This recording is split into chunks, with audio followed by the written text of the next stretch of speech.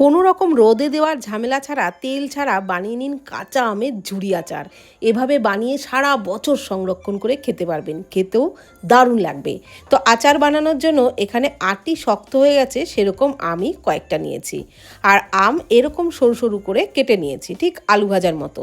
এইবার ওর মধ্যে পরিমাণ মতো লবণ আর একটু জল দিয়ে খুব ভালো করে আমটাকে ডলে ডলে ধুয়ে একটা পাত্রের মধ্যে রেখে দিচ্ছি। তারপর ওই জল ঝরানো আমের মধ্যে বড় এক বাটি ভর্তি ভর্তি চিনি দিয়ে আমটাকে খুব ভালো করে মাখিয়ে 1 ঘন্টা ঢাকনা চাপা দিয়ে রেখে দিলাম।